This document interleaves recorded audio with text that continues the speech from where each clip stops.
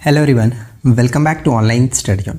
तो जैसा कि मैंने आप लोगों को बताया था कि बिहार के मैंने लगभग सभी टॉपिक्स कवर करा दिए हैं। अगर फिर भी कोई टॉपिक छूटता है तो आप लोग कमेंट कर देना।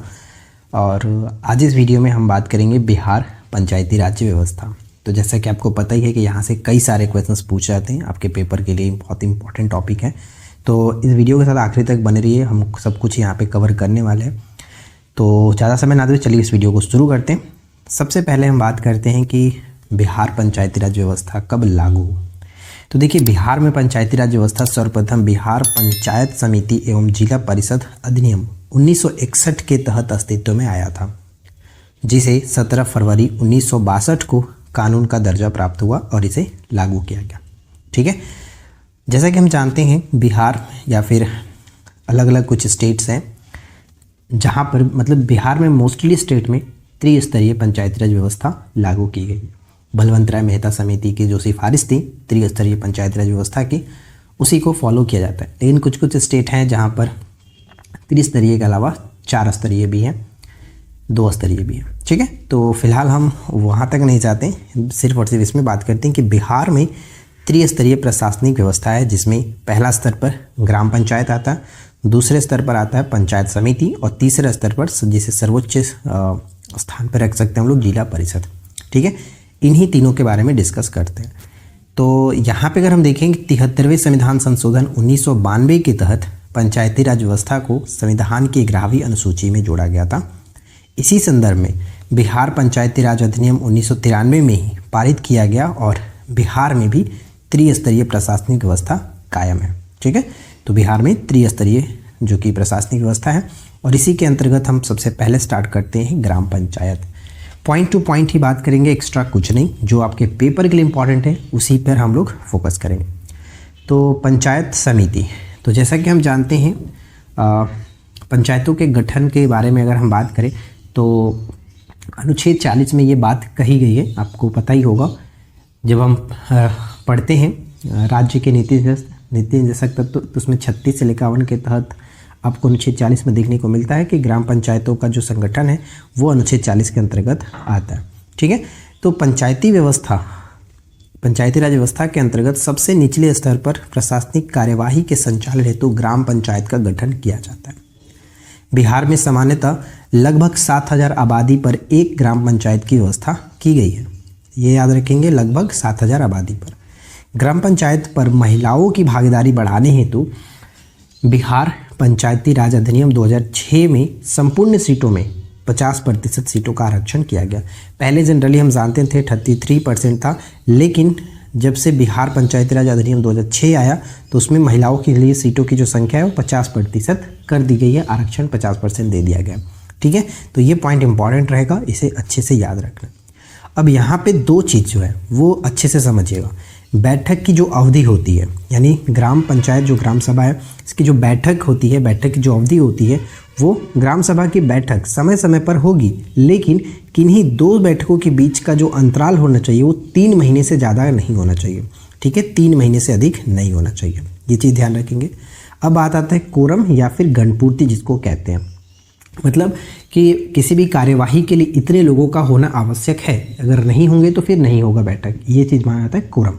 तो किसी बैठक का कोरम ग्राम सभा के कुल सदस्यों का, ध्यान रखेंगे, कुल सदस्यों के 20वें भाग से पूरी होगी, यानी 20वां भाग वहाँ पर मौजूद होना चाहिए, तब जा करके ये गणपूर्ति होगी। ठीक है, अब आता है पीठासीन पदाधिकारी, यानी जो बैठक का अधिकारी जो होगा, मतलब कि वो अध्यक्ष जिसे हम लोग कहते हैं। तो ग्राम सभा में कौन होता है? तो पीठासीन पदाधिकारी ग्राम सभा की प्रत्येक बैठक की अध्यक्षता संबद्ध ग्राम पंचायत का मुखिया और उसकी अनुपस्थिति में, अगर मुखिया अनुपस्थित है, नहीं है, तो वहाँ पर फिर उप मुखिया जो कि उसकी अध्यक्षता करेगा।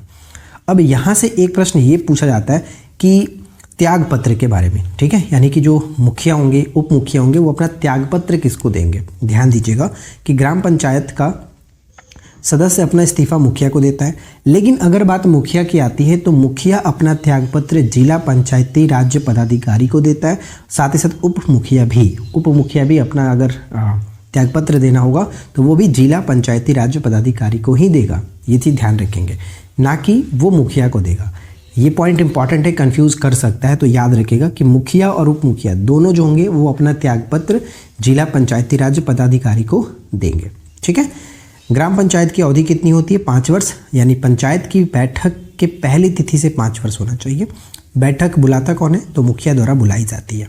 तो ग्राम पंचायत से रिलेटेड सारे कुछ यहाँ पे मैंने बताया आपको, इतना याद रखिए, काम चल जाएगा।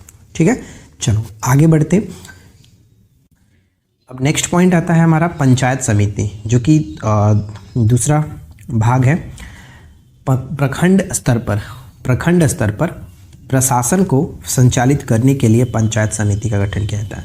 जैसे हमने देखा, सबसे निचले स्तर पर प्रशासनिक कार्यवाही के संचालन हेतु ग्राम पंचायत का गठन किया जाता है, लेकिन प्रखंड स्तर पर अगर प्रशासन को संचालित करना है तो वहाँ पर पंचायत समिति का गठन किया जाता है। प्रत्येक 5000 की जनसंख्या पर पंचायत समिति के एक सदस्य को निर्वाचित किया जाता है, और इनका जो निर्वाचन होता है वो प्रत्यक्ष, ठीक है, पंचायत समिति का गठन जो है प्रत्यक्ष रूप से चुने गए सदस्यों के द्वारा होता है। पंचायत समिति की कार्यवाही जो है 5 वर्ष की होती है। बिहार में अगर वर्तमान में बात करें तो बिहार में कुल पंचायत समितियों की जो संख्या है वो 534 है, 534 है, ये ध्यान रखिएगा।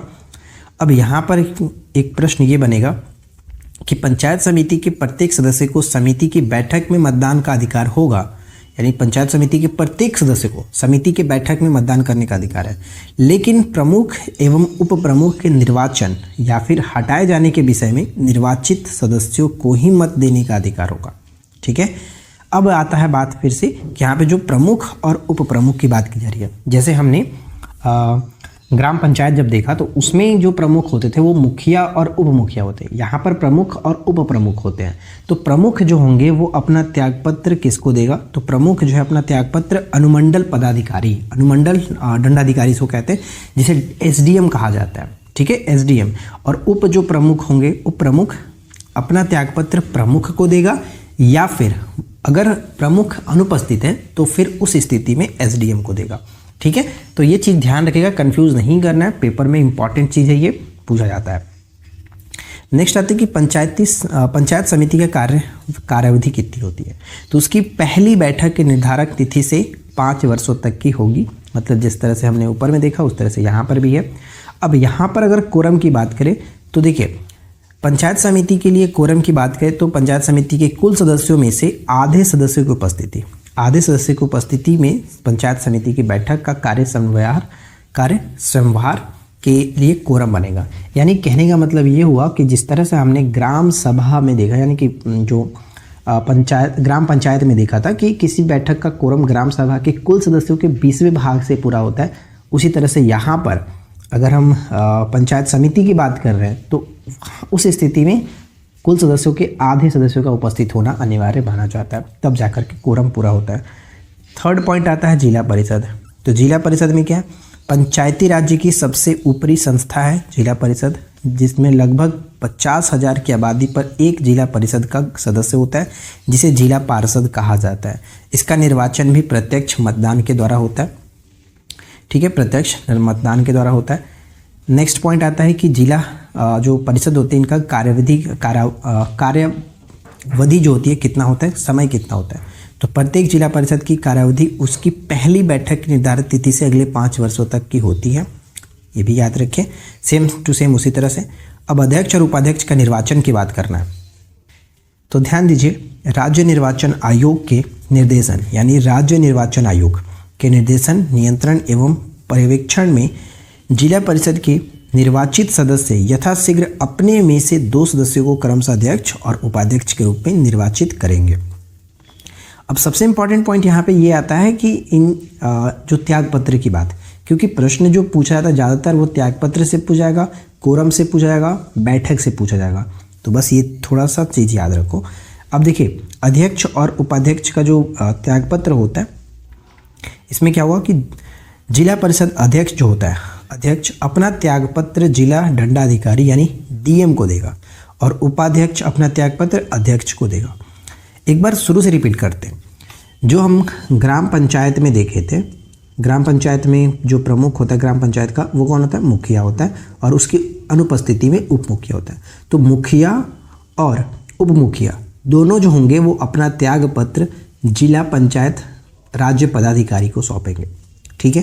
पंचायत समिति में अगर हम आते हैं, सेकेंड नंबर वाला जो है उसमें प्रमुख और उप प्रमुख होता है।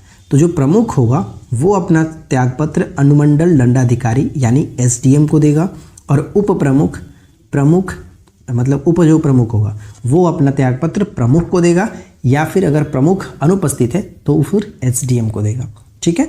और तीसरा पॉइंट हमने यहाँ पे देखा कि इसमें क्या होता है जिला परिषद में, इसमें अध्यक्ष और एक उपाध्यक्ष होता है। तो अध्यक्ष अपना त्यागपत्र किसको देता है, डीएम को यानी जिला पदाधिकारी को, जिला दंडाधिकारी को, और उपाध्यक्ष जो होता है वो अध्यक्ष को देगा। तो बस यही चीज़ इसमें ध्यान में रखना है, कंफ्यूज नहीं करिएगा, अच्छे से एक दो बार देखिए, समझिए, एक जगह लिख लीजिए, वो आपको क्लियरली समझ में आएगा, ठीक है। तो अगर आप लोगों को ये वीडियो पसंद आया हो तो करना क्या है, लाइक करना है, चैनल को सब्सक्राइब करना है, इस वीडियो को अपने फ्रेंड के साथ शेयर करना है, ज़्यादा से ज़्यादा शेयर करिए ताकि हमें भी हमारे साथ बहुत सारे लोग जुड़ सकें। तो बस फ्रेंड्स, इस वीडियो में इतना ही, मिलते हैं नेक्स्ट वीडियो में नए टॉपिक के साथ। Thanks for watching, keep learning, have a good day.